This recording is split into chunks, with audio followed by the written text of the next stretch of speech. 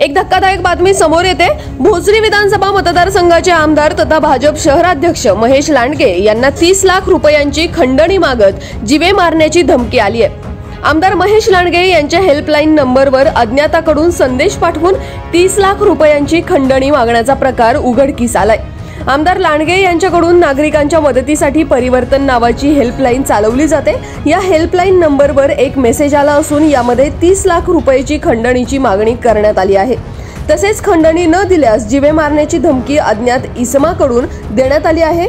महेश लांडगे यांच्या परिवर्तन हेल्पलाईनचे काम करणाऱ्या यश पवार यांनी हा मेसेज मंगळवारी रात्री 9:30च्या सुमारास बघितला।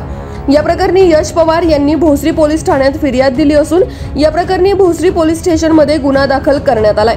भोसरीचे वरिष्ठ पोलीस निरीक्षक भास्कर जाधव यांनी दिलेल्या माहितीनुसार आमदार लांडगे यांच्या परिवर्तन हेल्पलाईनच्या व्हॉट्सअप क्रमांकावर मंगळवार दिनांक 4 मार्च रोजी सायंकाळी हा धमकीचा मेसेज आला।